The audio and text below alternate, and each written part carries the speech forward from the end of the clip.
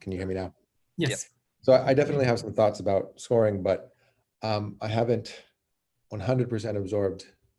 So I actually watched your video, but just the way my mind works now, I need like a day to absorb and like go back and look at your formula and formulas.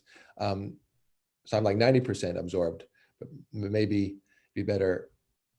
I probably could contribute to more of a discussion about scoring tomorrow. Um, I have absorbed a couple of ideas um, related to our conversation about context. Um, and also I was thinking about just data model and some thoughts about what if, how would we define the data model if we were to define it kind of from a semantic web point of view, like if you were to define a micro format where, Yep. Callow or Socrates or anybody that has our claim. I've got tons to say on that. Unfortunately, the other three, I've heard it a lot.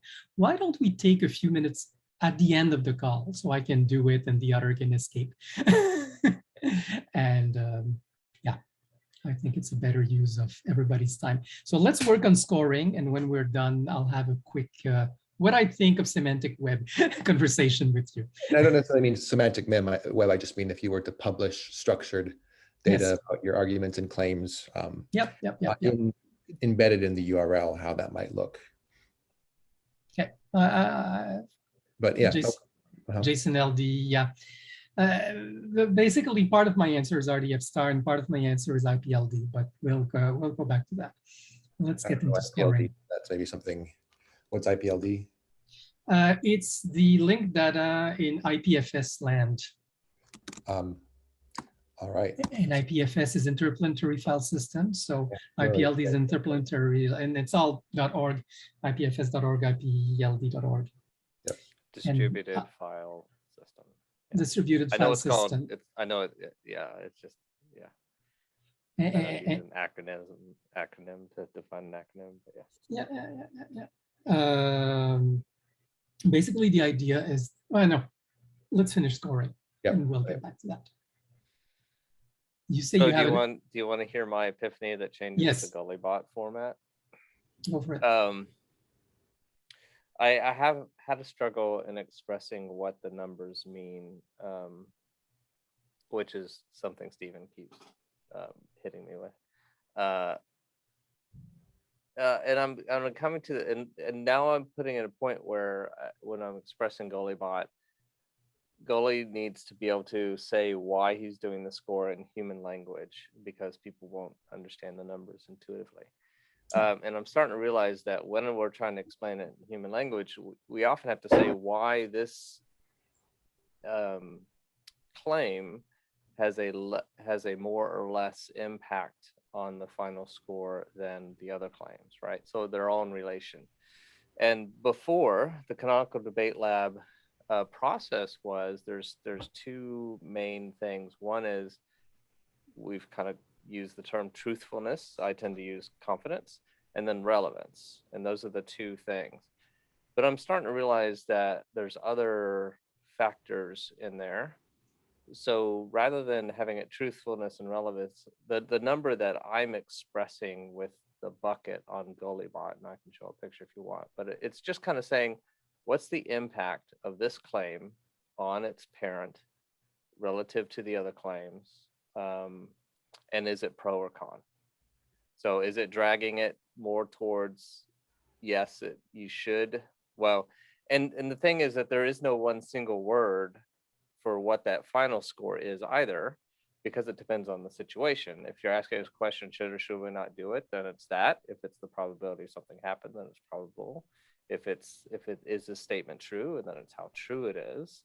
So I can't think of an all-encompassing word to say that, but it is, and maybe in saying, even when you say is that main statement accurate, that's kind of leading people right. Yeah, it's leading people. So I haven't thought of what the final word is, but so it could be any of those things. And then the other score is what's the impact. And then I'm thinking about, so at what level, what granularity do I want to do those things? Right now, there's a truth and there's a relevance, but realistically, the truth is broken down into a couple other things and relevance kind of. So the other factor that I'm finding is that this statement is unclear, right? So it shouldn't have an impact because of that, and that could be under relevance or not. No. I can't remember the other factors, but there were 2 or 3 where I was saying it's not truth and it's not really relevance, or at least when I'm explaining to people, I can't use those terms. So, and for me to make an automated it's way value. for, The alternative it's either truth or value, I think. Like when you're speaking about a deontic factor, and that's why I always want to say let's distinguish the causal, epistemic, and deontic layers. If it's a prediction, we're speaking about truth and probability and causality, and we're saying this is a factor in making this happen, right? And this is a causality layer. And this is a big factor or a small factor or preventing it from happening. If it's we should do this, is what is the utility? Like this factor, it's we want to do this because it helps this other thing, which is of high utility. And it also helps this other thing, which is of comparatively lower utility, but still nice. So it's a lower score. It's a lower, this is not relevance anymore, but it's comparative utility between different factors. And here, we're not speaking about an absolute value, but a relative value, right? We're saying, this is the main reason we're doing this. This could be a utility factor, but a much lesser one. And this is negative utility. That's deontic, on the deontic level. And on the epistemic level, well, we believe this because of this reason we have to believe it. And so the truth is very important. Now, when you speak of a confused statement, it's nothing to do with relevance. Like you can say this is hugely important. Like this is the main reason we want to do that at the utility level, but will it really help this or not? We can have a very unclear view of, will this really help that? And that's more the truth value, but the relevance is still very high. If it's true, it's a huge factor, right? Or vice versa. We don't know if this will really help that. And you know, but we know that this is something we really want. So the distinction between truth and relevance is still important, though it's not truth, it's generalized to, and I agree, I don't have a good generalizing term besides score to unify truth, believability, and utility. But these are what we're looking at in either case. And I think you may want to distinguish those cases. Is it possible, maybe the term agreement? So you might agree or disagree that this is true. You might agree or disagree that we should do that. That this is useful or that this is good. Yeah. What were the 3 positive values of Plato? The good, logos. Yeah, the just, the beautiful, and the true. the aesthetic, ethics, and epistemics, really. Because I figure any claim could be presented in the form of a clause, a grammatic clause being something that can go after, either I think that, or I agree that, or it's true that, or the contrary, I don't agree that, or it's not true that. And I can't, so either I can't think of anything that doesn't fit in fact, one of two. It is or not true, or it is not true that, or I do or do not agree that. Sometimes something can fit in both. That is absolutely true what you're saying, but I think there is value in distinguishing epistemic, causal, at least, from deontic, because there's much more variation in value than in truth. Like it's much easier to base an argument on saying, well, this will happen, and it can be shown that it will or won't, or you'll be proven false if you make wrong prediction, and we can score your ability to predict outcomes, or much better than we can assign value. With value depends on, this is good for me and not for you. And I agree with that, and I think that's even reflected in how people phrase these claims. Yep. You don't say that it's not true that chocolate is the best ice cream, but you say, I don't agree that chocolate is the best ice cream.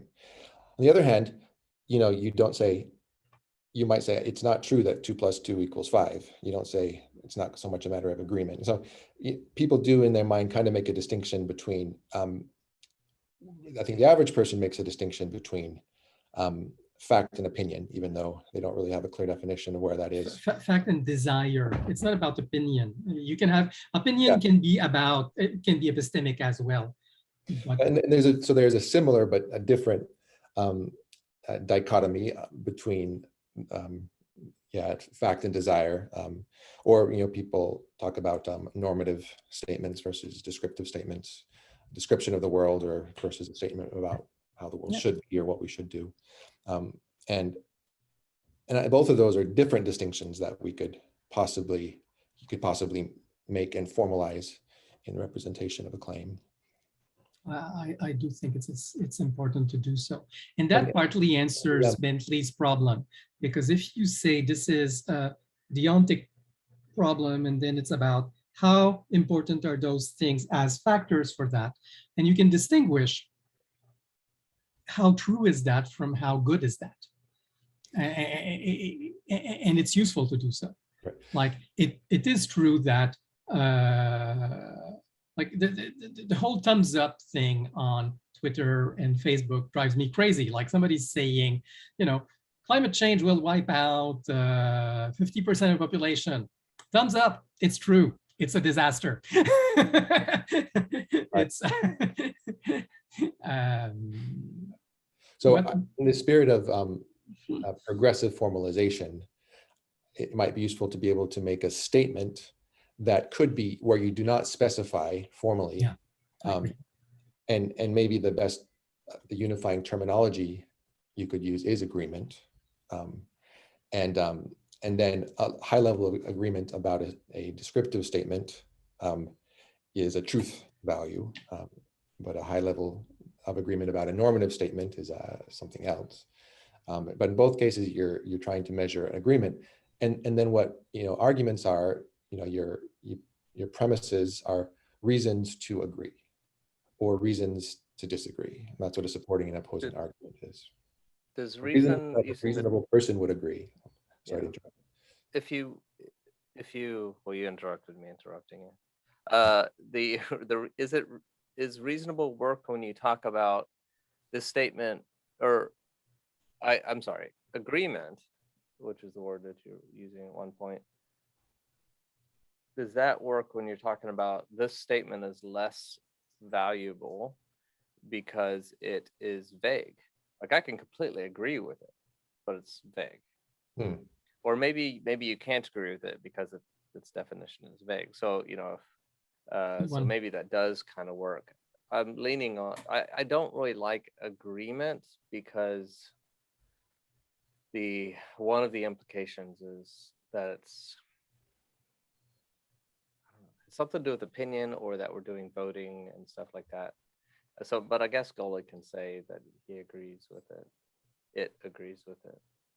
Maybe another term could be something triggers me about that word. I haven't figured it out yet. Acceptance is interesting. You were going to say acceptance, Jonathan, and because for me, the really interesting thing is the community acceptance. Is this accepted, refused, unsure, debated, controversial? Like these are, for me, when I say I want a two-axis truth system, the notion of acceptance makes it really clear that there's 4 values, much more than agreement, like who agrees? Right. But accepted, then you can really ask by whom. Yeah, and acceptance does seem to imply acceptance criteria, something that's accepted by a system because of because there's rules rather than agreement, which could be the arbitrary whims of a child can disagree, but a child is less likely to say I do not accept your premises, right? Or just I don't agree. Yeah, but that's where asking for reasons is really important. Yeah. The child may not have reasons, right? When you ask, he'll say because, and okay, well, that's not following the rules of discourse. And that's how you distinguish a child's whim, as you said, from a reasoned. Mark Antoine, can you define detonic for me? I've been looking around and I don't The know. what? It's intuitive. Detonic, ditonic, Deontic. Deontic. Sorry, I even said it wrong. Deontic is what you ought to do. Okay. It's, Yeah, so it's not. Okay. Yeah, it's a not. I thought that's kind of, I just want to make sure I understood. Yep. What should we do about this? Yes, and yeah, go ahead. I think deontic logic isn't it about obligation. So I'm obliged to go to the party if Amy goes to the party, and Amy's obliged to go to the party. Therefore, am I obliged to go to the party? So it adds these additional operators to prepositional logic. That's the idea. And Notion of social obligation. Right, and I guess there's a way of reducing deontic logic to propositional logic by just saying, deontic logic is a statement that something is true and all social obligations are met. So either Amy goes to the party or all social obligations are not met or whatever. But I would say obligation is the kind of narrowest definition of deontic logic. And some people, and I do, define it a bit more broadly by saying anything that is about what's the right thing to do. Yeah. So it's not necessarily a social obligation, but like, okay, we have global warming situation. What should we do about it? This is not about social obligation. It's about what's the right thing to do, which is a bit different. Right.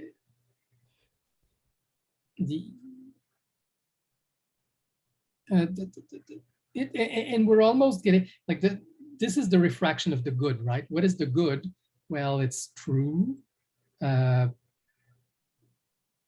Social, like just is part of the deontic logic up to a point. Like this is the right thing to do. And that includes the notion of justice, or the many notions of justice, and beautiful, which is aesthetic, which we have kind of lost in the process, but it's the more obviously taste, the de gustibus non est disputandum, but it's still the other form of goodness. And that was the Aristotelian breaking down of the Platonic good. Oh, lost it. Here he's back. Jonathan was lagging a bit. I don't know how much you caught of what you said. Sometimes it's just the video, and sometimes it's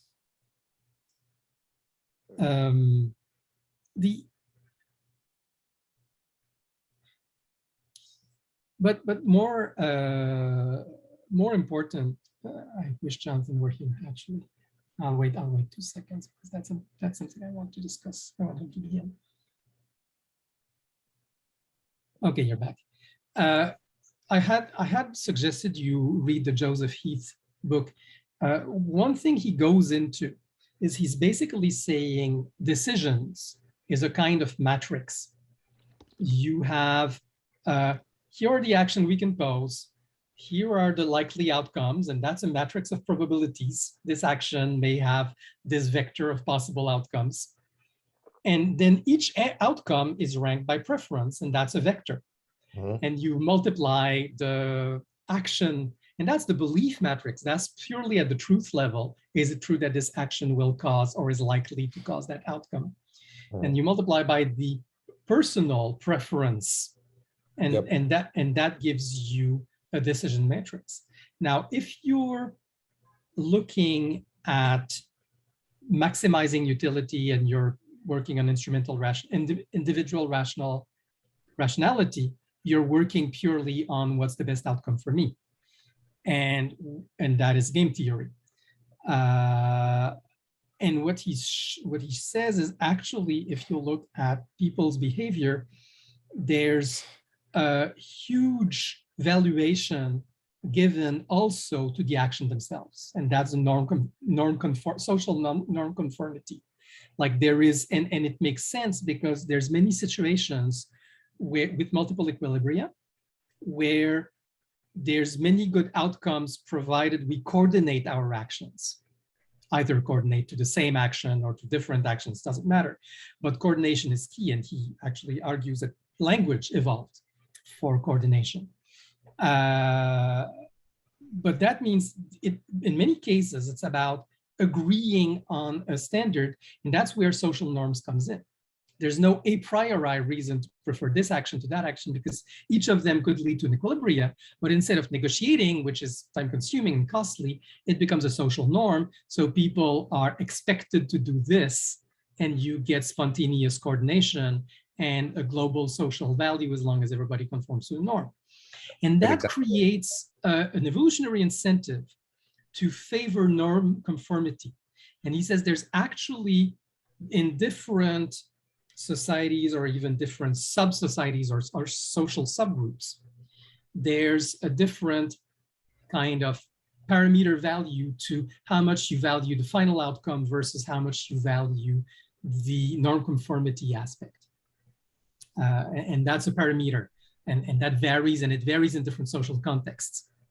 And like, for example, in the market, we're expected to not care about norm conformity and to maximize profit. But in other social contexts, we're expected to act in a non-egoistical, and people will often be found to sanction norm non-conformity even at cost to themselves. Norm conformity is like sanctioning norm disconformity is costly behavior that we all undertake because there's such a group evolutionary benefit to having norm conformity overall. And that is a breach of strict game theory. And so I think that's explained by strict game theory. I think game theory, so there's a dilemma you described. The tit for tat, yeah. The tragedy of the commons. Yeah, we know. Right. Yeah. Yeah. So tit for tat, the strategy of tit for tat is explained by game theory. Yes, it is. As long as you are assuming a repeated game, a single round game. Game theory says. No, I'm very familiar with Axelrod. So, but I think game theory says, okay, we got this, the classic strategy of the commons. If everybody cooperates, we're all way better off, right? And there's the idea of a multiplayer prisoner's dilemma. The more people cooperate, the more everyone's better off. But the defectors are always even more, more better off. And so there's incentive for people to always defect. But what happens is modeling your utility only as sort of that first order utility. If I defect and I consume the common resource and pollute, overfish the waters, that's one piece of utility. But there's also a utility that comes from social approval. That's very powerful. Being seen as a cheater, being seen as selfish, that is part of our utility. And once you include those that aspects of utility, then sure, but this is where utility becomes a normative principle. I'm sorry. Maybe, yeah. Anyways, and so I'm agreeing. I think I agree with you. I just wanted to interject that idea. It's I think that the tit for tat is well explained by game theory, but I think what Heath is showing is that even in non-repeated game, we will sanction a cheater. And that is beyond tit for tat, and that is not fully explained unless you make it into a kind of, you can learn it from the evolutionary perspective is what. Yeah, exactly. You have to get into evolutionary perspective. Yeah. But what he's also saying, and this is really interesting, is that this is another function of language. When we are called upon our behavior, it is sometimes like when we are not following a norm, there's three possibilities. either we were being totally utility maximizing, we're a cheater and then sanction happens. We're in a non-norm conforming social context like the market, and then it's fine. But the other case where we're not following a social norm is when there's a conflict of social norms. And so there is an important utility of language is being able to say, oh, I didn't follow this norm because I was following that norm. And that is acceptable. And so you're justifying your action. And Yep. this is actually a strong incentive. If you have an evolutionary benefit to sanctioning norm conformity, that means that justifying your actions in terms of norm conformity becomes extremely useful in Right. the social context. And that's his explanation of the importance of language in our social context. Really Right. interesting. So language can justify nonconformity. And there's also an expectation that if somebody has justified their nonconformity with a good reason, Yeah. that Which is you another realize social norm. will be recognized as a good reason, that's all very social, then sanctioning in that point is now seen as an unjustified sanction. Exactly. Justification with reasons is just, it's got an evolutionary basis. And it also explains our ability to cooperate. So I'm totally with you. Also, so what you talked about, how there's non-norm conforming context or something like a market. So that's part of the problem with the internet is a lot of the transactions that happen on the internet. You post some trolling post, and you're not you don't conform to the norm because the sanctions that you would usually get in a face-to-face human social context are gone. And so I think it's very important to understand these dynamics, including the social feedback and sanction, in understanding how people are motivated and coming up with a theoretical model for what will create the sort of healthy motivations we're looking for. That's true.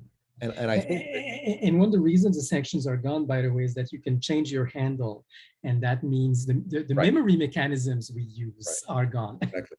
Yep. And even if you do even use your real identity, it's just a different context. This feedback channels don't exist, and they're asynchronous, and there's no scowls, and that's why people sometimes, you're very surprised, even friends on Facebook who get really caustic in their political statements, and they never talk about politics in person, and because there's a different social norms, or there's different feedback mechanisms. But so I think one of my big premises is that it's possible to create an online platform that creates the feedback. You talked about social norms that evolve as one of many equilibria. Yeah. And I think Felix kind of mentioned the same thing in his paper about moderation, that what you get is a certain set of norms that are accepted in a specific online community, based on that feedback mechanism.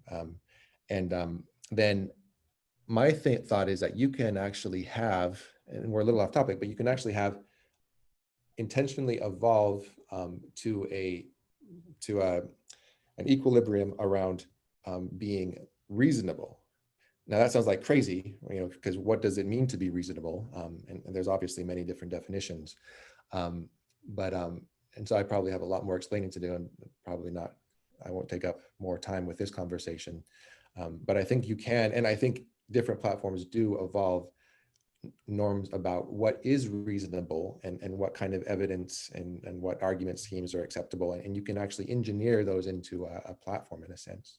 I think it's actually perfectly on topic, because we speak about scoring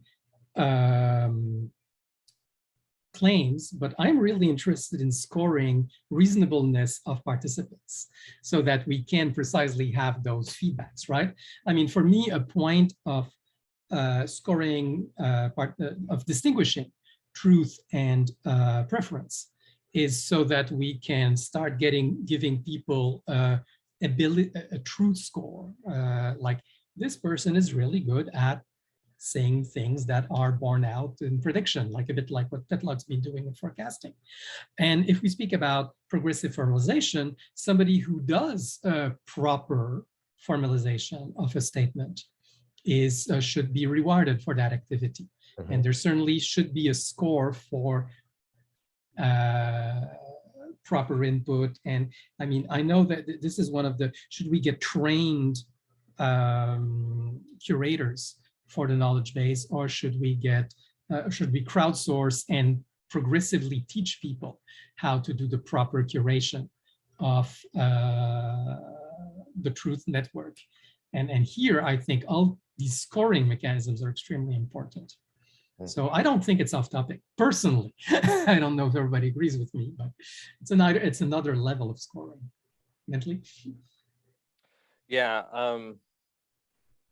it's interesting that we're talking about social norms and stuff.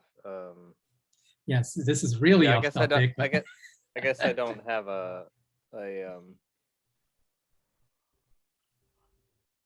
yeah, I guess I don't have a formed statement. It's a bit. I mean, in one way, you know, Gullibot and the debate is focusing on breaking social norms,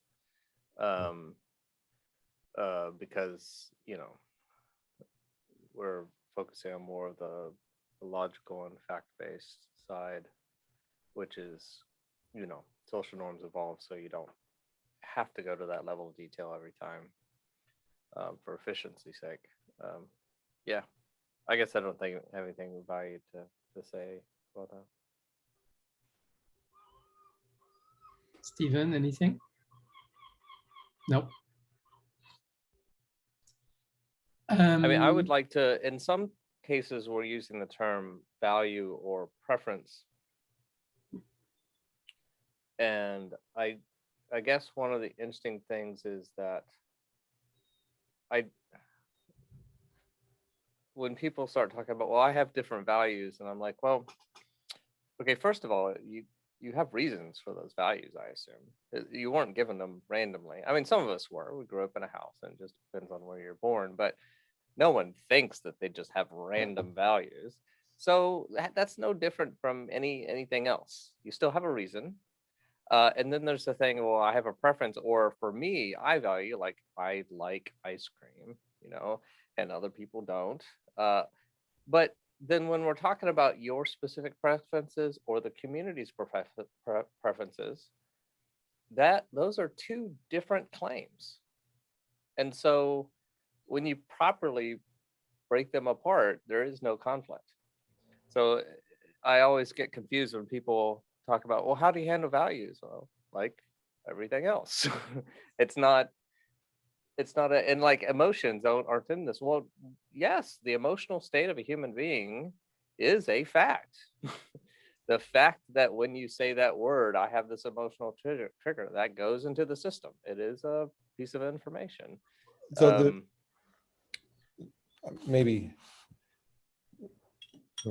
try and answer that. Why? So I agree totally. Like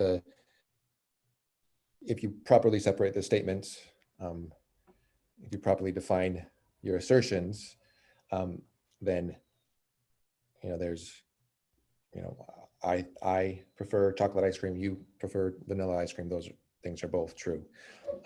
When you talk about what the government should do, right? We should we should have a minimum wage. You can eventually get that to a statement. Certain social outcomes that will be achieved by a minimum wage. More poor people will have a minimum standard of living, and so why is that important? And you can keep on justifying that, but there could be cases where some people just don't think certain things are important, even though they can justify. So what there'll be is there'll never be agreement, right? You can justify why, an abortion is a great example. You may never get an agreement on whether when life starts, or how you define life, or whether a fetus, if that life has value or not. You might just never agree that.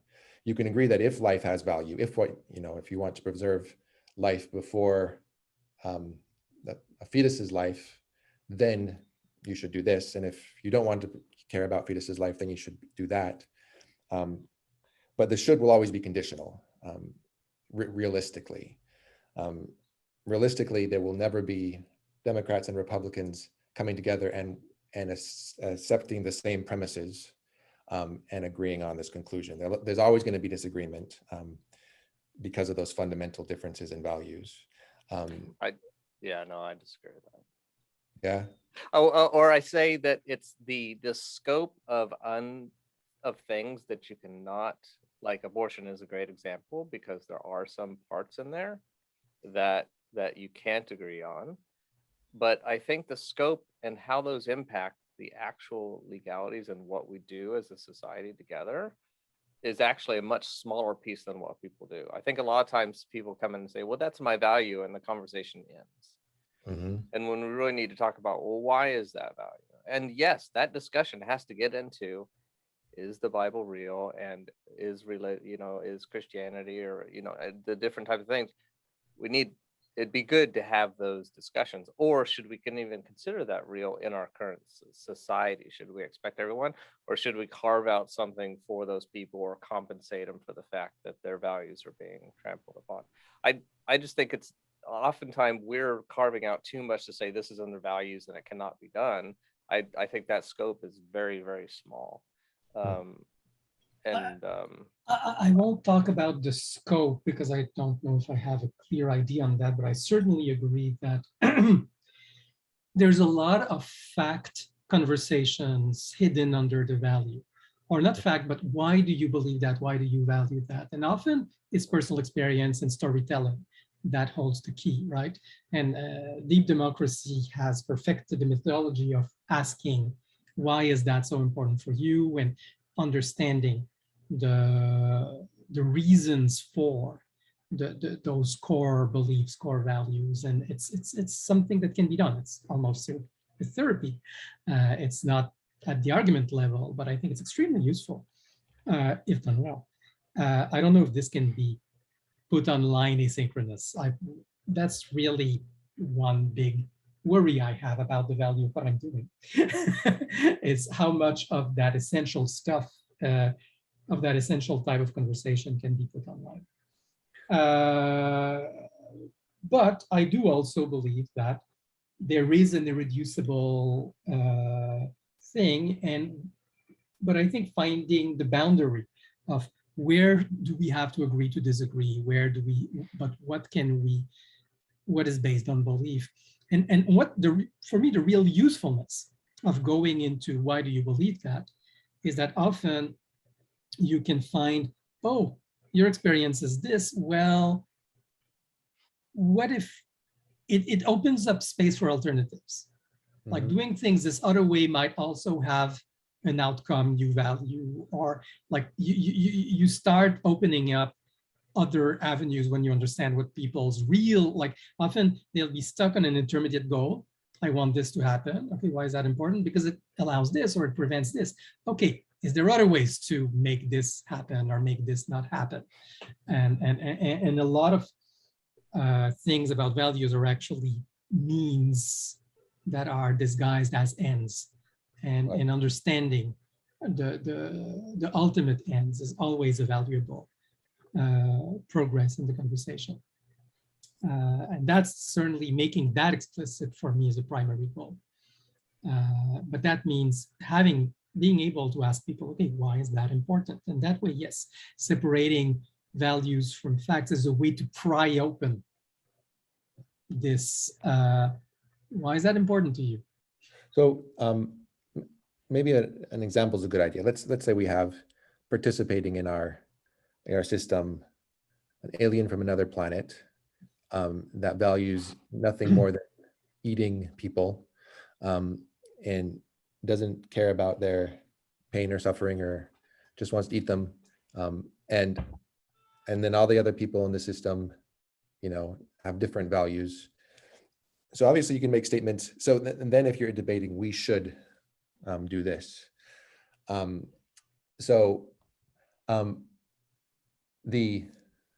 think maybe Bentley's point of view is that this alien should be able to justify why we as a society all should, throw ourselves into the, kill ourselves.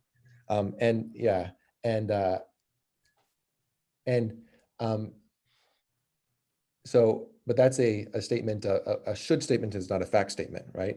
So the society should, if they want Well, what's good for yeah. them, should not walk into the gaping maw. No, I mean, but that's actually not what I'm saying.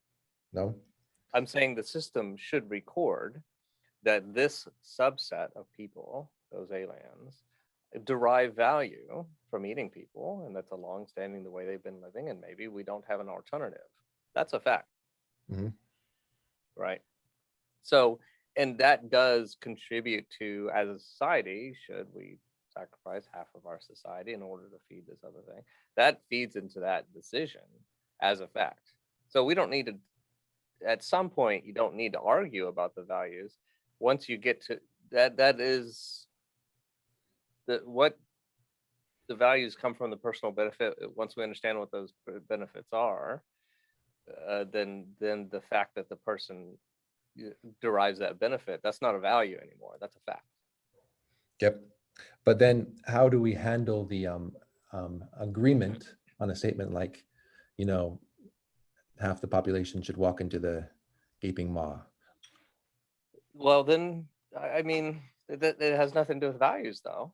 It's this group derives a benefit, this group derives a disadvantage from it. How are we going to work out that?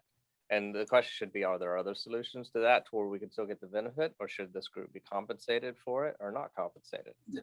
The whole point of calling it a value is a non sequitur. It's a distraction, a non-intentional one. It's a confusion.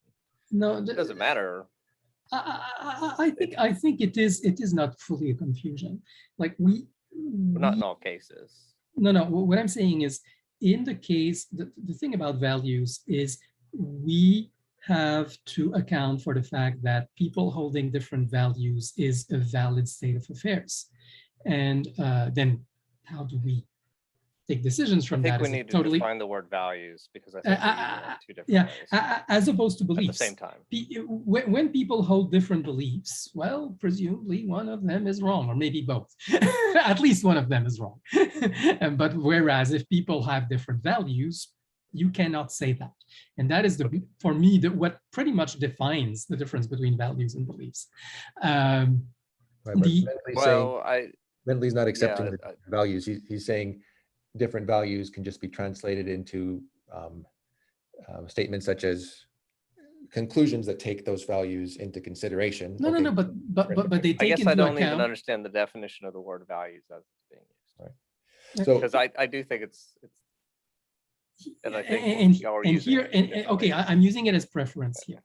I prefer this state of affair to that state of affair. Well, okay, but that's different than this individual, because of their personal situation, derive value differently from the other person. Right? Yeah, so well, those are two different ways. But no, they're not. They're not preference. They're not different, because this Well, individual. Okay, they have a huge overlap. Right. I'm sorry, but there are situations where they are different, because there could be people that say, I prefer this, but actually they prefer that because the underlying reasons they prefer it is they have some misconceptions about reality, and they prefer it because they have a misperception. And like that's what if they're like, oh, I prefer not to take the vaccine because it causes because of the microchip, health. Yes. Right. So that's a value that I don't put anything in my body, but that's a great example. Let's focus on this one. I agree with you that way, but and that's why I want to say, let's pry them apart. Yeah. There's the belief that there's a microchip in the vaccine, and there's the value of not losing your freedom to a microchip controlling your thoughts. And that's a value we can all agree on, except we don't agree on the belief. And for me, the preference is only the latter part. Now, it's true that it's true that a lot of beliefs are founded on underlying beliefs. I guess what I'm calling value is what remained different if we all agreed on beliefs, but that's a bit circular, is it? But is it always based on the person values it because they I guess there's two ways I could think of that. One is they value it because they're in a different situation. My taste buds work differently, so I value chocolate over vanilla.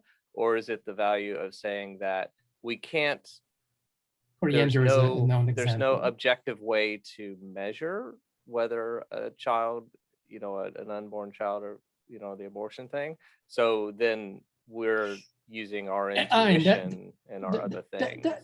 that's something I wanted to get into. A lot of the value, like you remember, Johnson, you weren't there, but Tim often goes into the example of the economic cost of lockdown is greater than the pandemic. And that's a great example because here it's not about absolute values, but it's about relative values. So there's, and I keep saying that that's a two-axis graph. Like, what is the estimated cost of lockdown? What's the estimated cost of human lives lost? And what is the conversion factor? So, and people can have three totally different estimates of those three numbers and still agree with the sentence, right? Or they could agree with the sentence a priori, and then when the estimates get actual number values, they'll end up disagreeing because they didn't have the same original a priori estimates. Now, in the case of abortion, abortion is actually an equilibrium of values. Like there's a value to the fetus life, there's a value to the women's freedom, and people don't give the same relative value to those two factors. Yep. Yep. So this gives me an idea. So, and sorry to switch examples, but back to the space alien example. Let's say Why space aliens, humans and cows? Right. So there's 1,000, yeah, cows, right?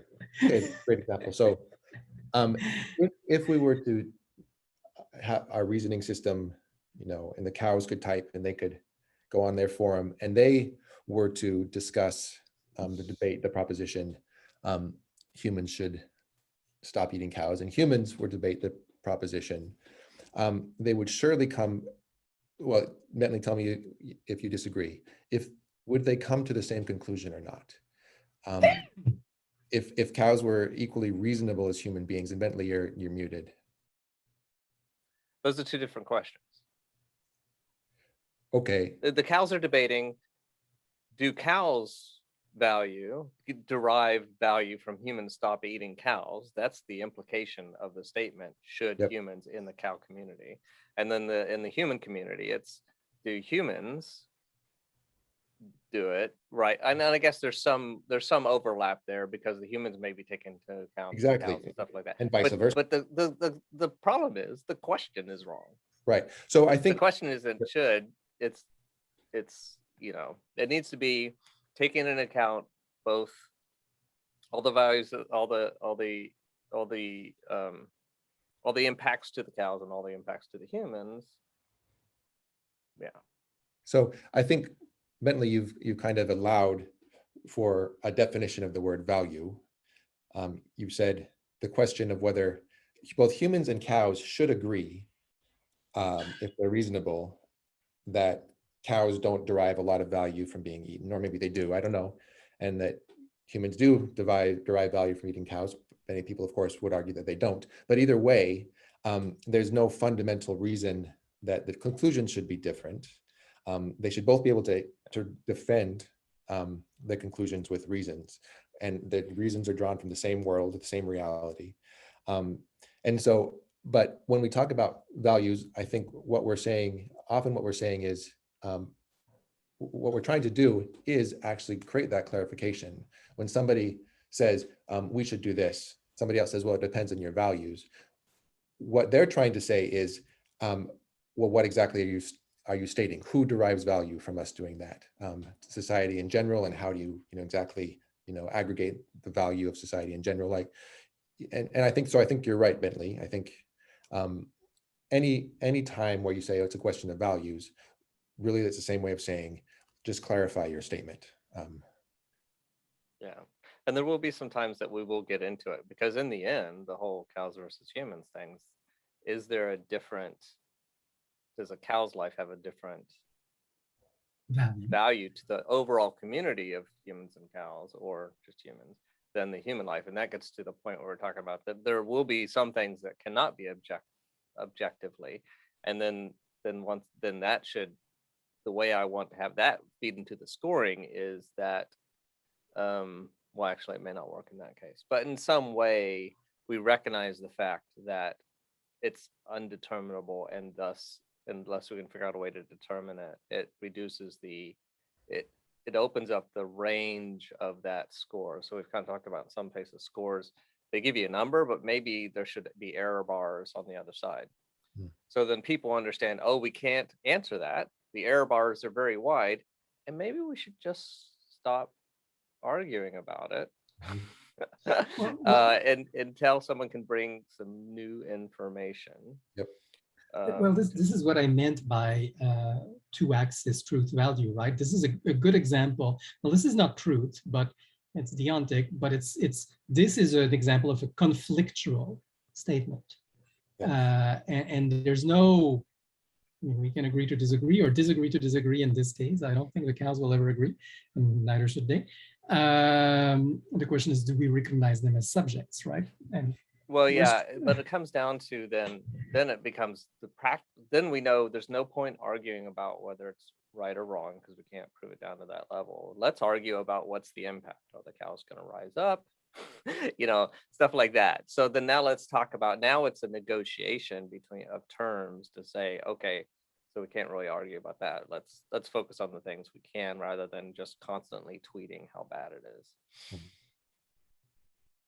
So maybe one of the things that I would like to derive, so maybe in the form of a user story, and I think there's many other people like me, what I want to do is use a system to sort of query my social network and find out what reasonable people who share a certain set of values, such as the value of human life over the alien life, for example. And I think there's other people that are maybe very religious that will say, that really, whether that's a good idea or not, but really want to hear what is the reasoned opinion of the theology, all these learned biblical scholars about this. The people that are learned and share these assumptions, what do they think and why? And so that's a story. And so I'm looking, but I'm not looking to just do an opinion poll, because I know that that's going to be their initial opinion. It's going to be unorganized. It's going to be a mess, right? What I want to do is take that basis of people whose opinion and judgment I care about, who I trust, who I think I have information that could contribute and have the same basic values. And I want to get the best possible judgment about from them. I would say, I want to know, what would these people think, not what the cows would think, what would these people think if the discussion had been, all the relevant points had been very clearly defined, and everyone really understood what was, what the claim was, and really understood who disagrees with the claims and why. What would people finally conclude? I wonder if that can be expressed as a story. We've been avoiding anything that looks like an echo chamber in this group. No, I totally. That is, so when you say the people I trust and the people whose opinion I care about and the experts, I do believe in the value of the experts, by the way, and this is why I'm interested in predicting scores. Like, are you a reliable explainer or predictor of facts? But I think that for me, it's not the question of who is, otherwise I do want non-experts to come in with their opinions, or even state non-opinion, like evaluations of truth or predictions or whatever, but as long as they can, give a reason and play the game of justifying and being subject to prediction, or in the case of deontic statements, just expressing it. I'm interested in the diversity. And of course, then the question of who really believes that, like, and being able to say, well, this particular belief is held by mostly uninformed people, or mostly, people who don't have any expertise in the subject, is absolutely interesting and relevant and worth being able to quantify. But I don't want to restrict it to that group as opposed to, yeah. So echo chambers, I totally agree. And so there's sort of a tension between the creation of echo chambers. Like whenever you have, um, there's a Keynesian beauty contest sort of equilibrium, like we're talking about around certain norms, you Yep. get the risk of echo chambers. The other hand, I don't want we want to protect from attacks. And so I don't want to weigh every vote equally. I need some way of filtering out the Russian bots. I just don't really care what the Russian bots have to say, what they think. Now, it doesn't mean I won't listen to their arguments, but ultimately when it comes to scoring, so partly what I want to do is see the best arguments and judge for myself. But there comes a point where I cannot go into the details of every single argument. And so what I want to do instead is have something that says, well, there's good reasons based on this process. These reasonable people that are probably not Russian bots. And if it's a factual statement that, have some reputation for reasonableness or whatever, there's good reason to accept this premise. And then I want to say, okay, well, if that's true, and these other things are true, then it's I think for myself, I come to this conclusion. Well, this is the question. How do you distinguish Russian bots? And I think I agree with you. The question is, and this is why I'm so interested in prediction scoring. Like presumably the Russian bot doesn't have a long history of making accurate predictions. And I would even go in that domain. I don't know if you're familiar with liquid democracy. No. Okay, liquid democracy was invented. It's the idea is if you don't know a topic, everybody has a voting token. But if you don't know a topic, you say, oh, I trust so-and-so on this topic. He's researched it more than me, or she's researched more than me. I'm giving my voting token to that person. Of course, I have to monitor and it has to be visible. And then I can say, okay, you know what? The last decisions I don't agree with, I'll take my token back and give it to someone else. And it's per domain. The per domain is really important. And I think it's the same with the predictions, right? Like I remember a story about Heisenberg making really weird statements about transcendental meditation. I trust Heisenberg on physics and not on meditation. It's being able to say this person has a established expertise in a certain domain, and so we can trust their. And this is so distinguishing Russian bots becomes a non-issue because we can say the people who believe this. But the other thing I think we're all trying to do is even without the reputation game, if we centralized and deduplicate arguments, the Russian bots, there'll be 1,000 people making a few arguments, and then the deduplication allows us to say, well, these are the 3 arguments made by Russian bots, and then it's very easy to crowdsource debunking them. Here's the counter argument, and until you have a counter argument, don't bother us with those arguments because they have been countered. Yep. And so crowdsourcing of the countering and crowdsourcing of the deduplication so that the Russian bot arguments can be included in the map as already countered. And let me, Jonathan, one of the things that Marc-Antoine's been really, that I see in answering your question, or maybe rephrasing that story, is I want to see the best arguments for and against, even by 2 different people, and if they have even 2 different argument trees. And one of the things that Marc-Antoine is talking about is how can we do a diff on those, merge, well, even not with the merging, I think, or until the merge happens, it'd be nice for me to say, here's the community of evangelical Christians, and here's the community of the skeptics. I want to see their mental maps, and then I also want to see a diff.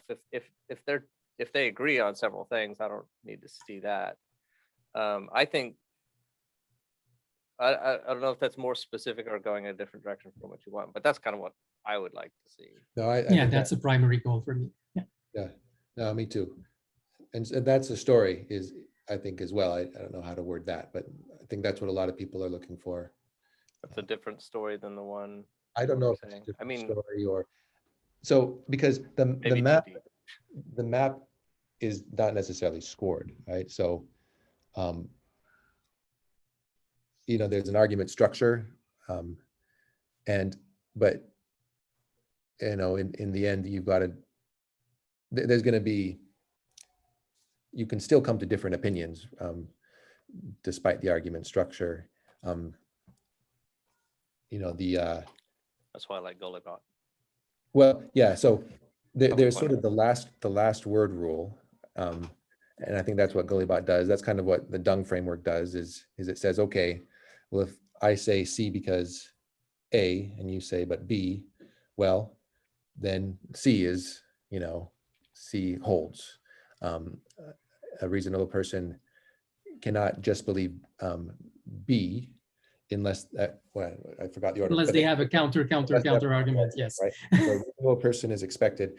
But then what you have then is that a Russian bot, I can counter argument, and the Russian bot can counter nuh-uh, and then I can say uh-huh. But that's yeah. Well, yeah, It's and easy to have that would have to be something that is accounted for. But that's the Yes. problem in every system. Well, and so there's no way around that. So that's kind of part of how I think the reasonability score comes in. Like there's a point where you say, okay, this person is not being reasonable, for example. They're not arguing in good faith. And of course, that's this was a non sequitur. But, This was a non. That's reputational. So it goes from there could be a claim to claim, reputation. or does it have to be? I mean, because you still have the situation where someone makes a statement and someone does something else. I'm just saying the reputational thing is a problem that people are trying to solve in other spheres. So I just want to plug in their solution. Right. I don't think we need to focus on that much. Well, so I just comment Or at there. least or Let's say there is a not the level of plugin, if there's a plugin reputation solution, we would want reputation to be based not on, this person has a high reputation because everyone agrees with this person on this, the top level claim. Rather, you want it to be based on their ability to defend their claims in a way that people see as reasonable.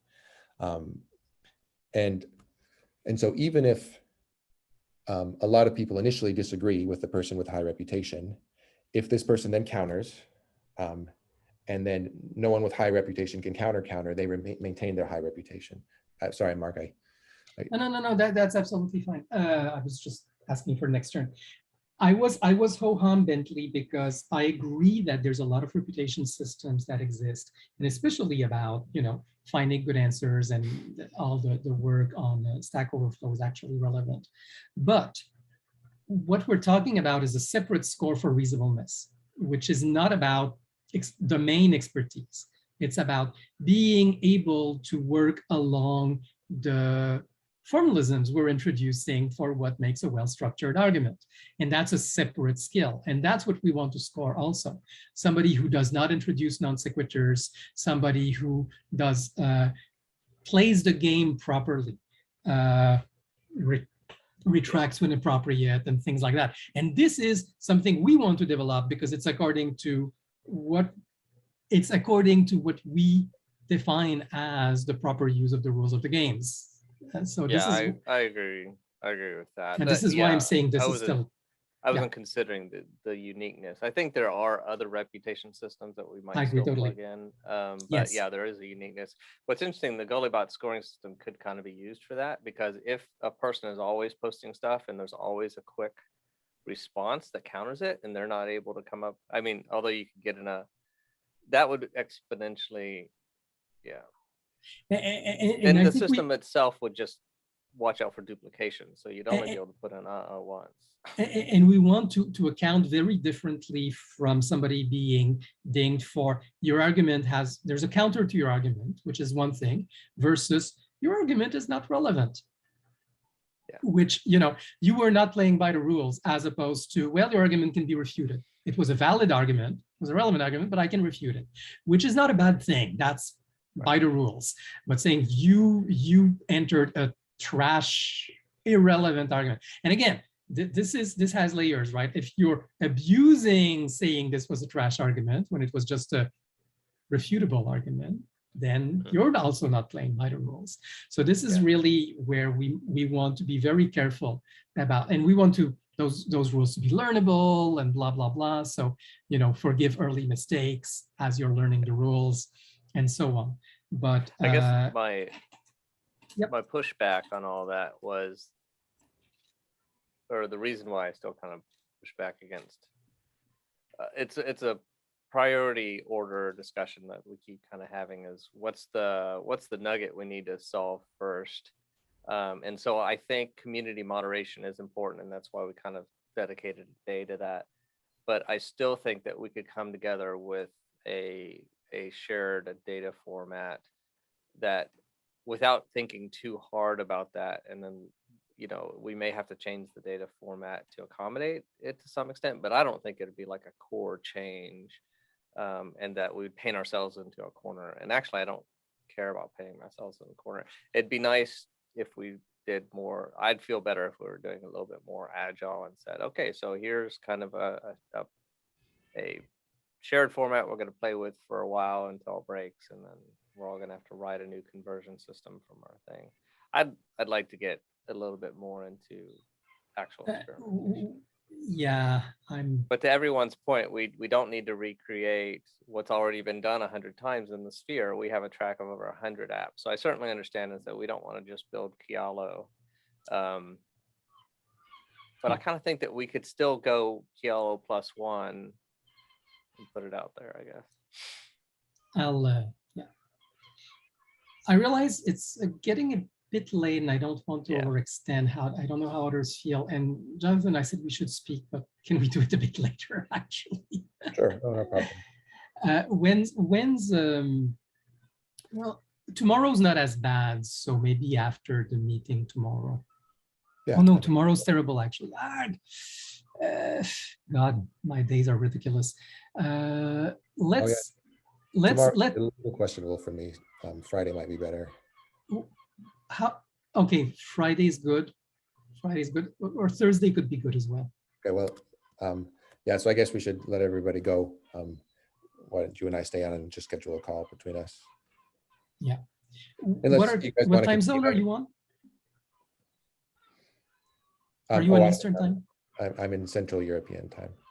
Oh, you're CET, so early is good. Okay, good.